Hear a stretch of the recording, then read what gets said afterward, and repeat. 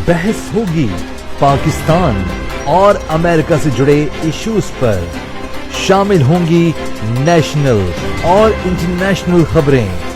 बात होगी दुनिया के बदलते हालात और बदलती सियासत पर।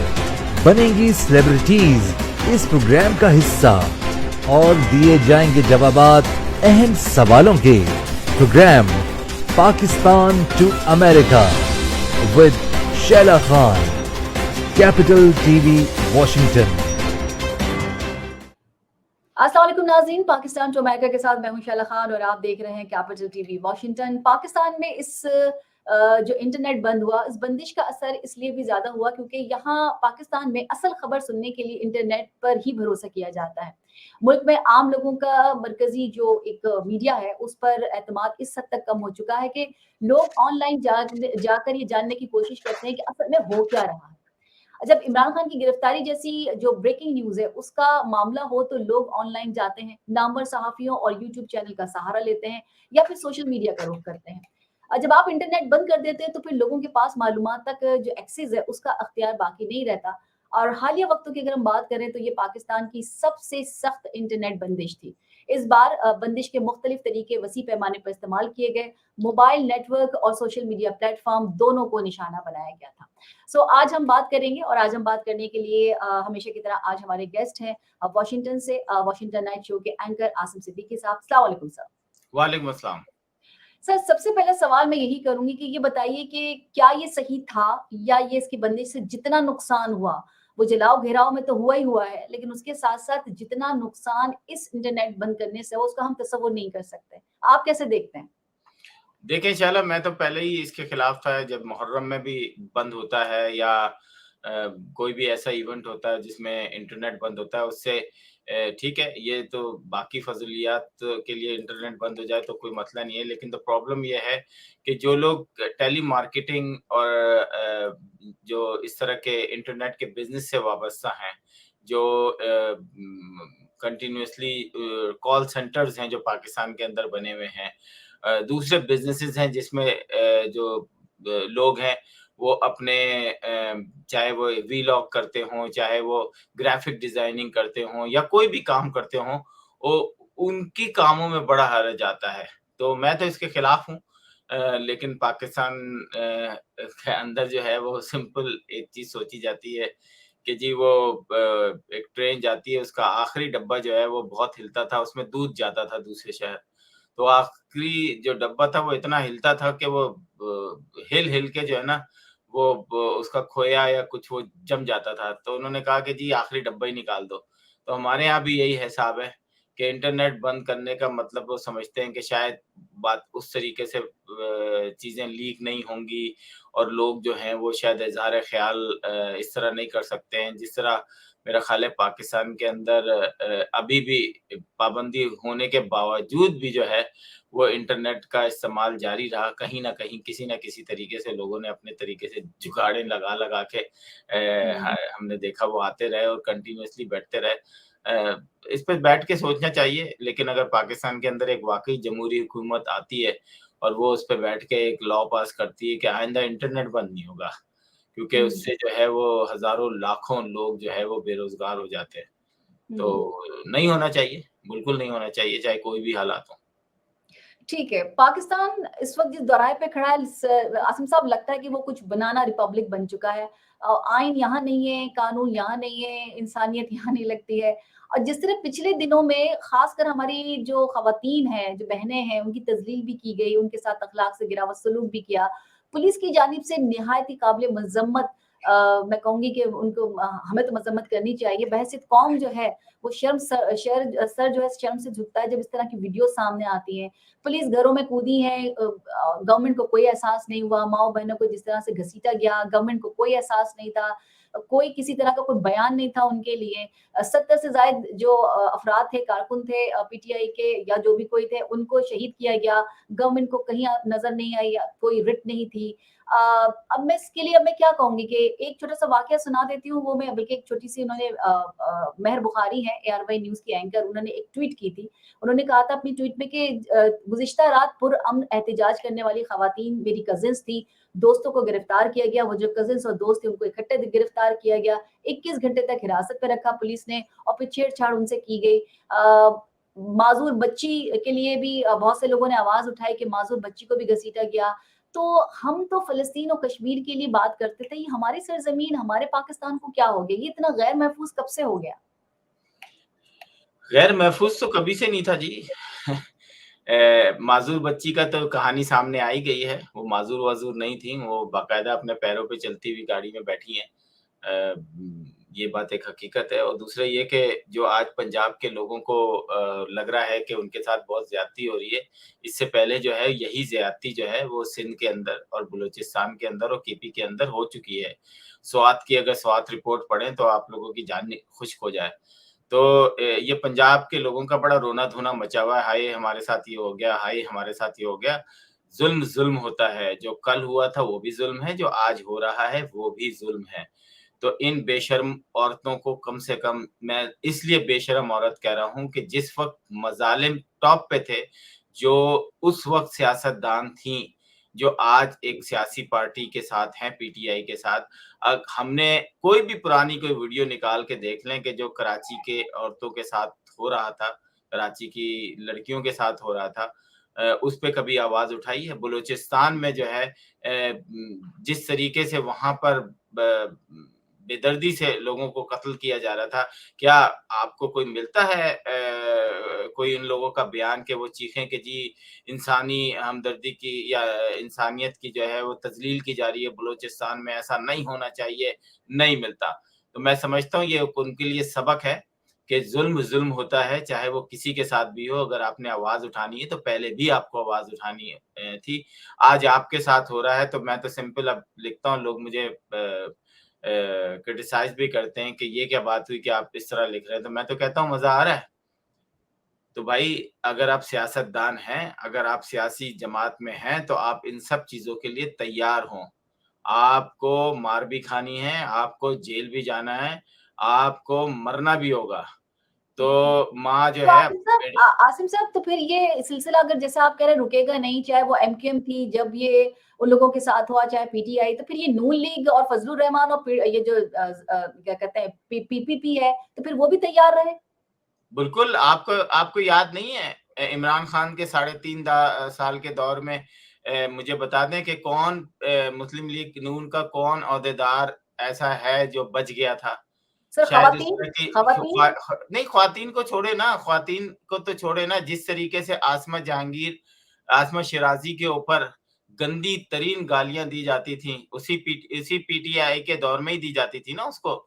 उसी के घर में कूद के उसको हरासा किया जाता था ना। ख़्वातीन जर्नलिस्टों के साथ मेरा ख़्याल है कि बदतरीन तज़लील की गई है इन 3.5 साल के इमरान खान के दौर में, वो भी गलत था। और जो आज भी हो रहा है वो भी गलत है। लेकिन ये रोना-धोना मत मचाएँगे जी, हम जो हैं वो हम बहुत दुखी हैं।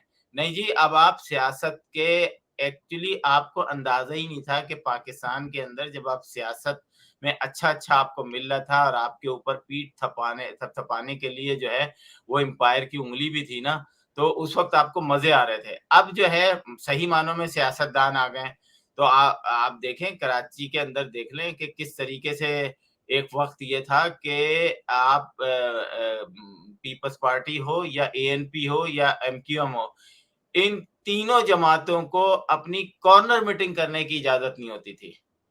तो ये सारी जो हैं बातें ये पाकिस्तान के अंदर ही हुई हैं, कहीं बाहर से नहीं हुई हैं। तो प्लीज़ ये आप देखें कितने मज़े-मज़े के क्लिप आ रहे हैं। मुझे तो हँसी आ रही है कि वो कह रही हाय मेरे बेटे को पकड़ के ले गए, मेरा बेटा तो मासूम है, छोड़ने आया था मुझे। वो कह रहे हैं आपकी वाइफ़ को पकड़ लिया तो नहीं, आपको जेल में डाल दिया, कहता है मेरी वाइफ़ को भी पकड़ लो।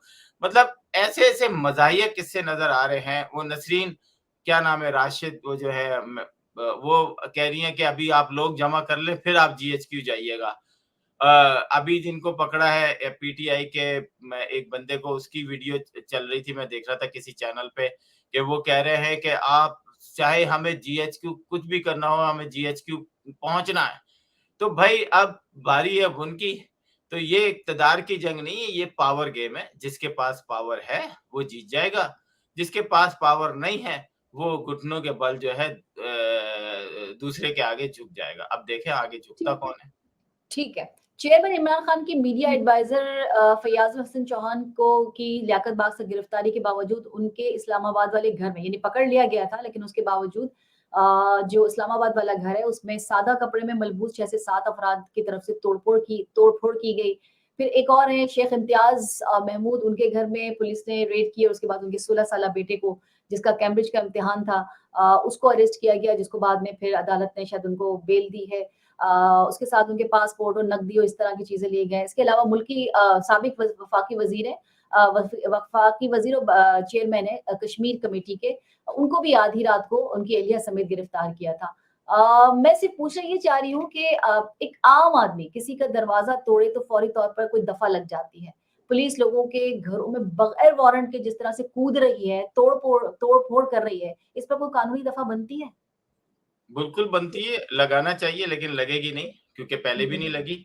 एक हुँ, 12 साल के लड़के को सज़ाए मौत की सज़ा भी पाकिस्तान के अंदर सुनाई गई थी, स्पेशली कराची के उस बच्चे के ऊपर कत्ल के मुकदमात थे, जिसको हुँ, इंटरनेशनल ह्यूमन राइट्स के लोगों ने आके बचाया, वरना शायद उसको भी वो सज़ा दे देते। जब हुँ, एमक्यूएम हकीकी के जब मुशर्रफ साहब आए तो एमक्यूएम हकीकी का जो व्हाइट हाउस का जो उनका घर था हुँ, उनके लीडर का, उसको रातों-रात बुलडोज़ करके और उसका सारा जो वो था मतलब टूटा हुआ जो सामान था, वो उठा के उन्होंने कहीं और फेंक दिया और सुबह जो है वो ग्राउंड ज़ीरो कर दिया था, वहाँ पे फुटबॉल बच्चे खेल रहे थे। तो आप तो कहती हैं कूदने का, यहाँ तो पूरे-पूरे मैदान गायब कर दिए गए थे।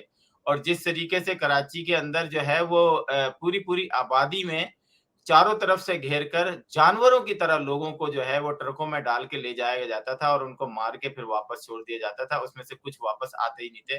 किसी को नहीं पता था कि कौन है, क्या है? तो ये सारी चीज़ें हम देख चुके हैं। इसमें हमें कराची वालों को तो कोई प्रॉब्लम नहीं है। उनके लिए ये चीज़ें बड़े मतलब पंजाब के लोग खुशनसीब हैं कि वो माफ़ी माँग-माँग के छुट रहे हैं। अगर ये कराची के होते या बलूचिस्तान के होते तो सीधे मुँह पे और माथे पे गोलियाँ पड़ रही होती। तो ये तो खुशकिस्मत अपने आप को समझेंगे, इनके साथ कुछ भी नहीं हो रहा। ये जो रोना धोया हुआ है ना पीटीआई वालों ने कि जी हमारे साथ ये कर दिया, हमारे साथ आपके साथ कुछ भी नहीं हुआ है, जो बाकी 3 सूबों में हो चुका है। तो अब आपकी बारी है, ज़रा बर्दाश्त करें, सियासत जो है ना वो आसान नहीं है और वो भी पाकिस्तान में। कल भी गलत था, आज भी गलत हो रहा है। ठीक है। अच्छा, बड़ी इम्पोर्टेंट चीज़ जो कि डेवलपमेंट में ही कहूँगी, जैसे कोर कमांडर कॉन्फ्रेंस थी। आईएसपीआर की प्रेस रिलीज़ से जो कुछ मैंने निकाला वो कुछ ये था कि अब तक जमा किए गए नाकाबिले तर्दीद शवाहिद की बुनियाद पे मुसल्लह अफ़राद और उनके हमलों की मंसूबा साज़ों, उकसाने वालों, उनकी हौसला अफ़ज़ाई करने वालों, मुजरिमों से बखूबी हम वाकिफ़ हैं और इस सिलसिले में बिगाड़ पैदा करने की कोशिश जो है वो बिल्कुल बेसुध साबित हुई है। फोरम ने इस अज़्म का इज़हार भी किया कि जो फ़ौजी तनसीबात हैं और ज़ाती सामान के खिलाफ जो घिनौनी जराइम थे, उसमें मुलव्विज़ अफ़राद को पाकिस्तान से मुतअल्लिक़ा कवानीन बशमूल पाकिस्तानी आर्मी एक्ट और ऑफ़िशियल सीक्रेट एक्ट के तहत ट्रायल के ज़रिए इंसाफ के कटहरे में लाया जाएगा। फोरम ने फैसला ये भी किया कि किसी भी हालत में फ़ौजी तनसीबात और सेटअप पर हमला करने वाले मुजरिमों, बिगाड़ने वालों और खिलाफ वर्जी करने वालों के खिलाफ मज़ीद तहम्मुल का मुज़ाहरा नहीं किया जाएगा। मैं पूछना आपसे ये चाह रही थी कि ये जो जिस तरह का ये आर्टिकल है, ये आर्टिकल 31199 इसका इतलाक अफ़वाज पाकिस्तान के हाज़िर सर्विस अरकान पर तो होता है। सिविलियन शहरी आर्मी एक्ट को क्या हाई कोर्ट, सुप्रीम कोर्ट में चैलेंज करने का हक रखेंगे? कोई इसको चैलेंज कर सकेगा? देखिए इमरान खान के दौर में बाजवा साहब को खत लिखने के उसमें एक जनरल का बेटा जो है वो सज़ा काट रहा है। हालाँकि वो सिविलियन था, लेकिन हुँ, आर्मी एक्ट के तहत उन पे मुकदमा चला और 5 साल उनको सज़ा दी गई। और उसने सिर्फ़ खत लिखा था, उसने कोई तोड़-फोड़ नहीं की थी। तो मैं समझता हूँ कि पाकिस्तान की अदालतों के ऊपर एक क्या कहूँ कि एक शर्मनाक हमला है ये। उनको शर्म आनी चाहिए पाकिस्तान की अदालतों को कि वो अब इस काबिल भी नहीं कि मतलब एक बंदा जो है वो मोर चोरी करके ले जा रहा है कोर कमांडर के घर से, उसका मुकदमा जो है वो आर्मी एक्ट के तहत चलेगा। This is joke. मतलब यस कोई ऐसा मेरा नहीं ख्याल कि कोई ऐसा ही चीज़ हुई है जिस पे आर्मी एक्ट जो है वो एक्शन में आए। कोई मुल्क के राज़ चोरी नहीं हो गए और ये इस हुकूमत को भी कल मुसीबत होगी। कल जब ये नहीं रहेंगे तो आने वाली हुकूमत जो है ना वो फिर अपनी मर्ज़ी का आर्मी चीफ लाएगी और फिर वो आर्मी एक्ट लगाएगी। ये पाकिस्तान के अंदर इंसाफ के जो है ना एक के ऊपर एक बहुत बड़ा क्वेश्चन मार्क है कि आप इस तरह के बलवाइयों को जो है जिन्होंने घर में घुसे आप सजाएं दें, लेकिन सजाएं इतनी तुक की हों कि उनको ये हक हासिल हो। आप बेशक डायरेक्ट सुप्रीम कोर्ट में इनके मुकदमात चलाएं, लेकिन जो लोकल कोर्ट्स हैं या उनके ऊपर चलाएं। आर्मी एक्ट इन पे अप्लाई मेरा नहीं ख्याल के होता है, क्योंकि इन्होंने कोई मुल्क के राज नहीं बेचे, ये कोई गद्दार नहीं है, ये इसी मुल्क के शहरी हैं और किसी के वरगलाने में किसी के जैसे हमने देखा कि एक बाप कहने लगा अपने बेटे को कि जी तुम चलो प्लीज मेरे साथ चलो तुम, तो उसने वो मना कर रहा है, उसका भाई बता रहा है वो कि मेरा बाप जबरदस्ती मेरे भाई को ले गया और उसको गोली लग गई और वो मर गया।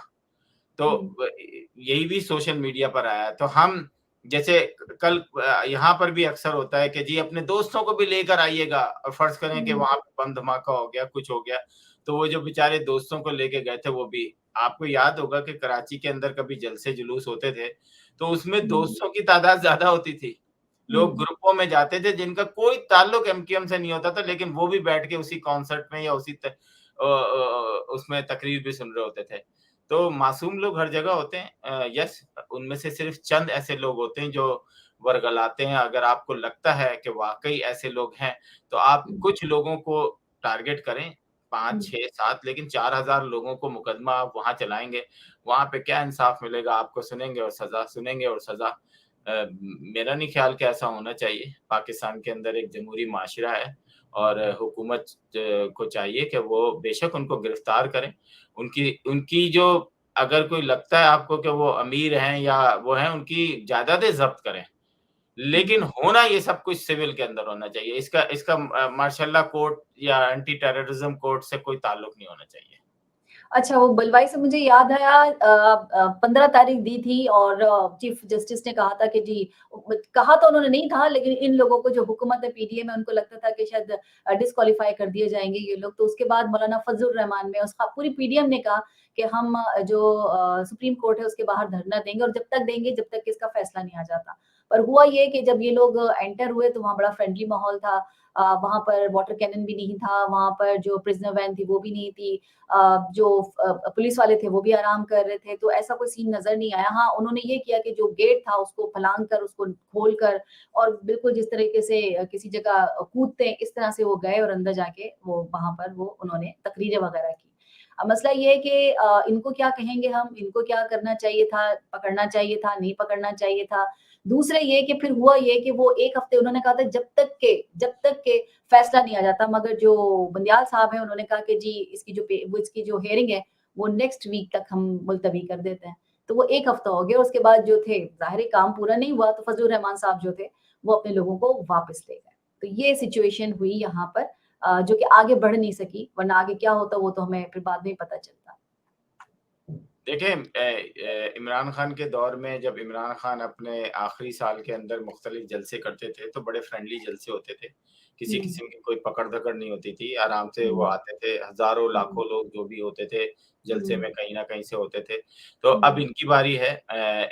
ये पीडीएम का एक जलसा था और पीडीएम गवर्नमेंट में है और जब आप गवर्नमेंट में हैं तो आपको लिमिट्स का अंदाज़ा है कि आपने ये काम नहीं करने हैं। अगर आप करेंगे तो आप फँसेंगे और इमरान खान ने अभी जो जो कुछ हो चुका है पाकिस्तान में, तो एक बहुत बड़ा जो है वो एक उनके लिए इबरत थी कि अगर हम कुछ करेंगे तो क्या होगा। और ये दुनिया को दिखाने के लिए भी था कि सिर्फ इमरान खान ही नहीं पावरफुल है और जमातें भी पावरफुल हैं और वो उन्होंने दिखा दिया। और मेरा ख्याल है कि बहुत सारे जो हमारे स्पेसिस के नौजवानों को ये था कि जनाब सिर्फ पीटीआई पाकिस्तान के अंदर है और कोई नहीं है। तो जो इंटरनेशनल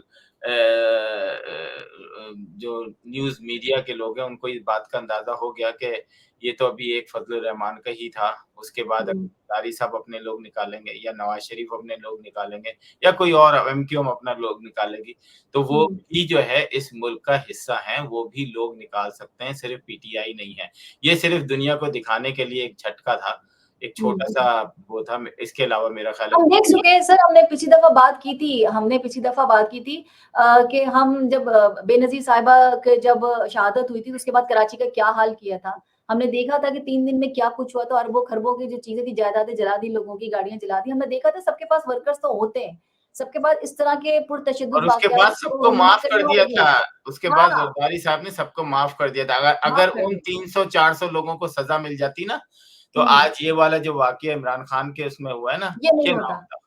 लेकिन पाकिस्तान में हमारे यहाँ पता नहीं क्यों मतलब एग्जाम्पल या फिर मिसाल कायम करने के लिए कोई तैयार नहीं है, क्योंकि मैं अगर यहाँ पर सियासत में हूँ तो फिर मेरे लोग बड़े इंपॉर्टेंट है, दूसरे को सजा दी जाए। जैसे कि अभी बाद में बात हो रही थी कि आप अगर चीफ जस्टिस साहब से सो मोटो का जो सो मोटो एक्शन लेते हैं, वो एक्शन अगर आप वापस ले लेंगे, सो मोटो का इख्तियार वापस ले लेंगे, तो सिर्फ इस वक्त ही नहीं है, आगे अगर जो दूसरा जो जज आएंगे, जो चीफ जस्टिस आएंगे, उनके भी तो हाथ पांव कट जाएंगे। लेकिन क्योंकि वो चीफ जस्टिस साहब से लेना चाह रहे थे कि सो मोटो एक्शन जो है वो गलत है, नहीं होना चाहिए और ये बिल पास हो गया।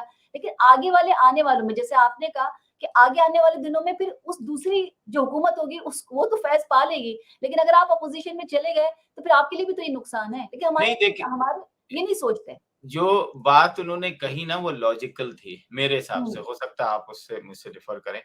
हुँ, लेकिन एक आदमी जो है ना, चीफ हुँ, जस्टिस जो आपका सुप्रीम कोर्ट है ना, हुँ, वो 16-17 जजेस पर वो रहता है ना, हुँ, एक आदमी उसका इंचार्ज नहीं होता। जैसे कि हुँ, आप आर्मी चीफ को कह लें कि आर्मी चीफ ऐसा नहीं है कि आर्मी चीफ जो चाहेगा बस वो होगा। हुँ, वो कोर कमांडर्स के या दूसरे लोगों से मशवरों के साथ-साथ उसको चलना पड़ता है।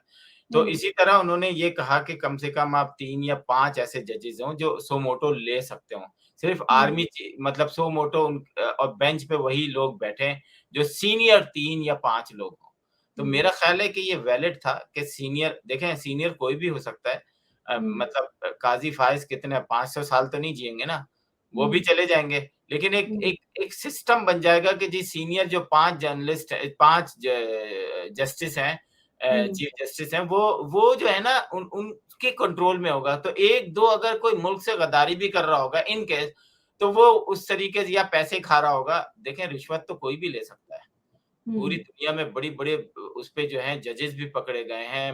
हुँ, डायरेक्टर एजेंसीज़ के डायरेक्टर लेवल के लोग भी पकड़े गए हैं, स्पाई होते हैं। हुँ, तो जजेस भी ऐसे हो सकते हैं और हमारे यहाँ तो जजेस के साथ मसला ये है कि बल्कि जजेस के साथ क्या लॉ एनफोर्समेंट और लॉ एनफोर्समेंट या जो सियासत है, वो सबके बच्चे, सबकी फैमिलियाँ बाहर बढ़ रही होती हैं। हुँ। उनको कोई फ़र्क नहीं होता करप्शन करें और भाग जाएँ।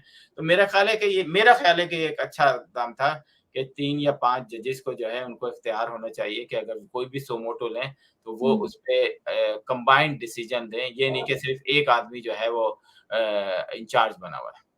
हाँ, लेकिन मेरे ख़्याल में मुझे लगता है कि इसकी ज़्यादातर जो तनकीद की गई वो ये था कि टाइम जो था वो गलत था।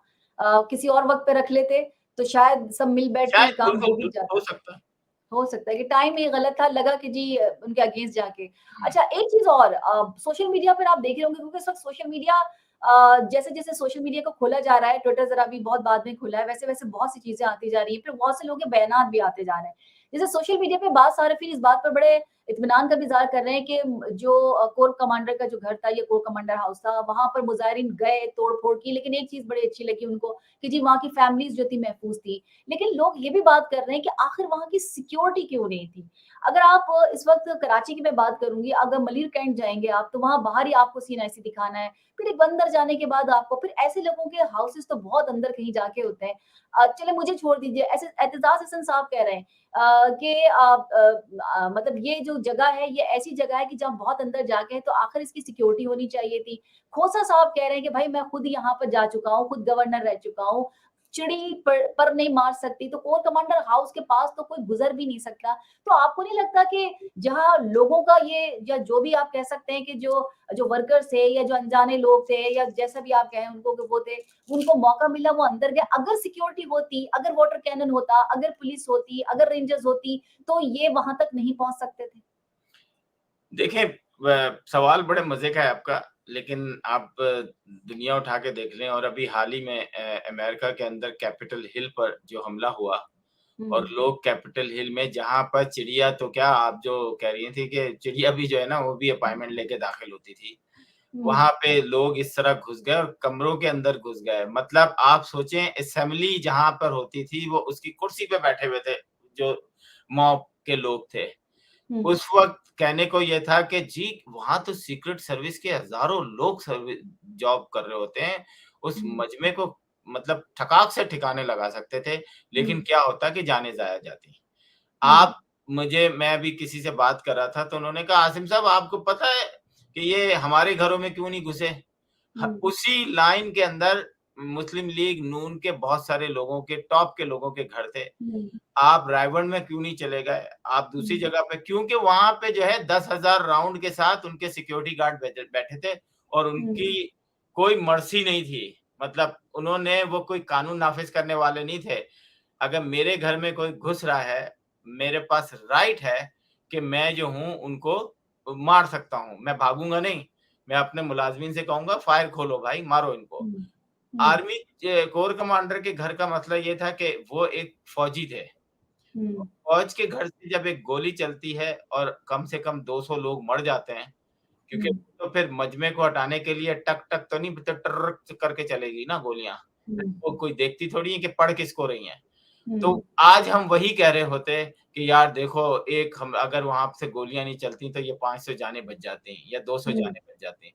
तो मेरा ख़्याल है कि बड़ा अच्छा डिसीजन था कि उन्होंने देखा कि ये मॉब जिस तेज़ी से बढ़ रहा है, अगर हमने इसको ज़रा-सा भी रोकने की कोशिश की, तो यहाँ पर जो है कुछ ना कुछ प्रॉब्लम हो जाएगी। येस, डिसीजन उनका ये होना चाहिए था कि वो हवाई फायर करते और इतना वो करते कि वो खौफ़ज़दा होकर भाग जाते, और नहीं होता तो फिर उसके बाद वो वहाँ से निकल लेते।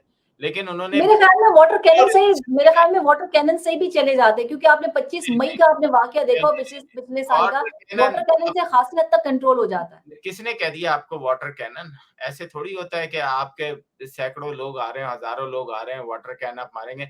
वो पकड़ के वाटर कैन का ट्रक ही उलट देते हैं। जिस हिसाब से उस वक़्त उनका गम और गुस्सा था, जो आपने देखा है, बड़ी शर्म की बात है कि आर्मी से के हमारे कमांडर साहब को भी चले जाना चाहिए था, वहाँ वो हाथ जोड़ रहे हैं। एक मुल्क के, इसीलिए मेरा ख़्याल है उनको शर्मिंदगी के बारे अपने उसके ऊपर भी रिज़ाइन करना पड़ा या उनसे रिज़ाइन ले लिया गया कि भाई आप हाथ क्यों जोड़ रहे हो किसी के सामने? सीनियर आप फौजी हो, ऐसी की तैसी इनकी, ये कैसे आप कर सकते हो ना?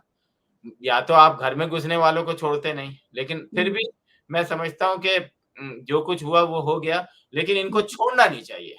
जितने लोग, चाहे वो पीटीआई के हैं या नहीं हैं, जो अंदर गए हैं 10 से 20 साल जो है, एक एक ऐसा वो बनाना चाहिए कि आइंदा कोई किसी के घर ना घुसे। सही। सर, हमारे मुल्क की अगर हम बात करें तो मुल्क में अगर हम मरियम नवाज़ की बात कर लें, जिस पे बहुत कम लोग बात करते हैं, उनका जिस तरह का बयान है उसके बाद तो उन पे तौहीन अदालत लग जानी चाहिए थी। बहुत सारी कुछ जिस तरह के इमरान खान ने एक खातून जो थी उन पे जो कुछ कहा उसके बाद, चाहे वो थ्रेट्स थी, चाहे वो धमकी थी, चाहे वो अच्छे अल्फाज नहीं थे, वो आज तक उस केस को भुगत रहे हैं जबकि वो माफ़ी माँग चुके थे। मरियम नवाज़ कहती हैं कि मुल्क जिस इंतशार, फितने, तवाइफुल मलूकी और क्राइसिस की लपेट में आया हुआ है, इसने उमर अता बंदियाल की कुर्सी से जन्म लिया है। बहुत बड़ा इल्ज़ाम है। फज़लुर रहमान कहते हैं कि अगर अदलिया में इंतशार को ख़त्म करने के लिए अगर 3-4 जजेस की कुर्बानी भी कर देनी पड़ी, तो कोई बात नहीं। तौहीन नहीं तो ये तो ढकी-छुपी एक तरह से सामने के सामने आप उनको धमकियाँ दे रहे हैं। तो क्या पाकिस्तान में भी कोई इनको सैर कराएगा, कोई बगावत, कोई दहशतगर्दी का पर्चे होंगे इन लोगों पर, या सिर्फ़ इमरान खान पे ही होते रहेंगे? जी, बड़ा मुश्किल सवाल कर दिया। मरियम नवाज़ को मैं तो सुनता नहीं हूँ, माज़रत के साथ। मेरे पास लेकिन मैं तो आपको बता रही हूँ कि ये कुछ कहा गया, लेकिन आप खड़े मरियम होके कहा गया, नवाज़ सामने कहा गया। जो कहती हैं, वो सियासतदान हैं और अपने आप को सियासतदान समझती हैं। शायद अभी नहीं, ये जो हम कहते हैं ना, ये आज की दुनिया में ना सेव हो जाता है और वक़्त के साथ इसको यूज़ करके आपको लटकाया जा सकता है, मतलब किसी भी तरह की सज़ा सुनाई जा सकती है। बंदियाल साहब जो हैं वो मतलब चीफ जस्टिस से ज़्यादा जो है वो मतलब अ, उ उस क्या कहूँ मैं, मतलब एक अजीब किस्म का वो है, जज है, जो कि दिल के फैसले से देता है कि मेरा ज़मीर ये फैसला करता है। वो कानून के हिसाब से, वो खुद कहते हैं। वो फिर कहते हैं कि जी मैं तो हर एक से कहता हूँ कि जी आपको देखकर खुशी हुई। मतलब आपको मुजरिमों को देख के खुशी होती है। ठीक हुँ, है, उन्होंने ये बात कही मतलब हुँ, इसमें कोई बुरी बात नहीं है कि उनका ये वो हर एक को कहते हैं, लेकिन क्यों कहते हैं? आप अपना हुँ, मकाम तो देखें, एक क्रिमिनल को हुँ। देख के नॉट इमरान खान, वो कहते हैं अब उन्होंने तो कह दिया मैं सबको देख के यही कहता हूँ। बिलावल के लिए कहा था उन्होंने जिस वक़्त ये लोग तो गए थे कि जी हम तो उस वक़्त बिलावल को वो देख के उन्होंने तो कहा था मुझे ये खुशी है और आप आप अच्छी जज बात करते बने हैं। ना, आप जज बने, मीरा तो ना बने ना। हुँ, हमारे यहाँ हर शख्स अपने डोमेन से निकल जाता है। साकिब निसार थे, वो पागलों कुत्तों की तरह इधर-उधर घूमते रहते थे। तो हम हुँ, इसी अल्फाजों से याद करेंगे तुम्हें कि तुम लोग अपने डोमेन से निकल जाते, हर शख्स अपने डोमेन से निकल जाता है, चाहे वो एस्टेब्लिशमेंट हो, चाहे वो जुडिशरी हो, चाहे वो हुँ, पुलिस हो, चाहे वो सियासतदान हो। हर हुँ, शख्स जो है वो ऐसा लगता है कि वो माँ-बाप है और हुँ। मतलब आपको रिस्पेक्ट ही नहीं है किसी की। मतलब आप अपनी रिस्पेक्ट खुद बनाएँ ना। आप आएँ, आपको लगे कि मतलब आप अगर हम कहते चीफ हैं ना। जस्टिस साहब को कुछ कहें तो जायज़ है तो फिर कोई मसला नहीं अगर हम कहते हैं तो? अवाम कहे कोई मसला नहीं। हाँ, अवाम का राइट है, वो कहें, अवाम भी सियासतदान गालियाँ दे जी, अब सियासतदान नहीं कह सियासतदान भी सकते। गालियाँ दें और सब हाँ, गालियाँ दें, बिल्कुल, सब दें। बिल्कुल, बिल्कुल, मैं तो समझता हूँ कि अगर आप कुछ करेंगे, तो आपको हुँ। सुननी पड़ेगी। तो फिर तो इमरान खान को आप माफ़ी क्यों मंगवाई गई? फिर इमरान खान से क्यों कहा गया कि आप एक खातून को आपने ये कहा, वो कहा, फलाँ कहा तो आप क्योंकि माफ़ी वो माँगिए फिर सियासतदान है, गुस्सा किए। मैंने अवाम की बात की है। मैं एक सियासतदान को जो नहीं है ये मरियम नवाज़ भी तो सियासतदान है ना? बिल्कुल उनको उनको भी नहीं करना चाहिए। सियासतदान एक डिफरेंट है, वो एक पार्टी की पोज़ीशन रखते हैं, उनको हर कदम फूँक-फूँक के उठाना पड़ता है। जो हुँ, कारकुन होते हैं, वो लफ्ज़ों की मार से तो आप बच सकते हैं, बस हुँ, मतलब बच सकते हैं, लेकिन जब हुँ, आप फिज़िकली किसी के ऊपर अटैक करेंगे, उससे आप नहीं बच सकते। हुँ। तो फज़लुर रहमान साहब ने भी बहुत बड़ी बात की है, देखें आगे क्या होता है। फज़ल बहरहाल तो रहमान अब आज से थोड़ी क कर रहे हैं, वो तो कब हुँ, से कर रहे हैं। वो उनको 7 खून गलत माफ़ है, उनको 7 7 खून माफ़ है। बिल्कुल, बिल्कुल, मैं तो बोलता हूँ पावर गेम है पाकिस्तान में, जिसकी लाठी उसकी भैंस। सही। तो कल राजा इमरान रियाज़ खान के साहब की पास ख़्वाहिश पावर है थी, क्या उन्होंने किया, आज इनके पास पावर है, ये कर रहे हैं। कल किसी और के पास पावर होगी। अच्छा राजा रियाज़ साहब के भी पास भी बहुत पावर है। वो कह रहे हैं इमरान खान को सरेआम फांसी देनी चाहिए। दे दी जाए। हाँ, ये तो किससे तमाम सियासतदानों है। के अंदर होता है, ये यहाँ पर भी है, हुँ, दुनिया में हर जगह एक सियासतदान दूसरे को फांसी देने के लिए तैयार बैठा होता है। हुँ। तो क्या किया जाए? अच्छा, मतलब ये कि फिर कोई चाह रहा है कि मेरे बेटे को वज़ीर-आज़म बना दिया जाए, कोई चाह रहा है कि मेरे वालिद को सदर बना दिया जाए, राजा रियाज़ चाह रहे हैं मेरी ख़्वाहिश है कि इमरान खान को सरेआम फांसी दे दी जाए, तो ख़्वाहिशों पे मुल्क चलता रहेगा। बस ख्वाहिशों पे मुल्क चलता है, उनके कारकुनान उनको वोट देंगे। मैं तो बोलता हूँ भाई अक्टूबर, नवंबर जब भी इलेक्शन हो, हाँ। जो भी जीते, अब इतनी आसानी से धांधली नहीं हो सकती। जो भी जीते, इमरान खान जीते, इमरान खान को आके हुकूमत करनी चाहिए। नवाज़ ठीक, शरीफ जीते, नवाज़ शरीफ, और अगर कोई पीडीएम जैसी जमात बनाकर वो हुक्मरानी करना चाहें, तो वो भी कर सकते मोस्ट हैं। वेलकम बिल्कुल, बिल्कुल पब्लिक जायज़ है। डिसाइड करेगी कि कौन हुँ, आएगा, नॉट मी एंड यू। ठीक है। ठीक है, लास्ट कमेंट्स प्रोग्राम का वक़्त बहुत लास्ट बिल्कुल कमेंट्स यही कहूँगा कि जो कुछ हुआ पाकिस्तान के अंदर, वो नहीं होना हुँ, चाहिए था। हुँ, लेकिन वो मेरा ख़्याल है सियासत का एक हिस्सा है। हो गया, कोई बात नहीं। और मुल्कों हुँ, में भी इस तरह की चीज़ें हो जाती हैं। अमेरिका जैसे मुल्क में भी ऐसी चीज़ें हुई हैं, लेकिन हुँ, उनको सज़ाएँ मिली हैं। लेकिन हुँ, जो मुल्क से बाहर हुआ, वो भी नहीं होना चाहिए। हुँ, जो मुल्क से बाहर आर्मी चीफ को फांसी दो, आईएसआई को मुर्दाबाद कहा गया, हुँ, पाक फ़ौज को वो किया, बाकायदा 2-2 सौ के झुंड जो हैं वो नारे लगाते रहे। हुँ, एम्बेसडर साहब के घर के सामने जब एम्बेसडर साहब आए, तो उनको लानत दिखाने लगे वो 200 का हुजूम। फिर उसके बाद एक पीटीआई के रहनुमा हैं वो गए, उन्होंने कहा नहीं, नहीं, नहीं इनको लानतें मत दिखाओ, ये तो इमरान खान के बहुत अच्छे दोस्त हैं। तो सबने हुँ, हाथ नीचे कर लिए। ये नहीं होना चाहिए। ओवरसीज़ हुँ, पाकिस्तानी सिर्फ़ पाकिस्तानी बने, ना कि हुँ। मुख्तलिफ़ सियासतदानों के या सियासी जमातों के टाउट्स ना बने। Thank you. हुँ, ठीक है। सोशल मीडिया प्लेटफ़ॉर्म पर कैपिटल टीवी वॉशिंगटन के फ़ेसबुक पेज को लाइक कीजिएगा, यूट्यूब चैनल को सब्सक्राइब कीजिएगा, कैपिटल टीवी वॉशिंगटन के एप्लीकेशन को ज़रूर इंस्टॉल कर लीजिएगा ताकि दुनिया में आप किसी भी जगह हों, हमारे लाइव प्रोग्राम्स और शोज़ को देख सकें। ज़िंदगी ने वफ़ा की तो इंशाल्लाह फिर इसी प्रोग्राम के साथ दोबारा मुलाकात होगी, तब तक शैला खान और आसिम सिद्दीकी को दीजिए इजाज़त। फ़ी अमान अल्लाह। खुदा हाफ़िज़।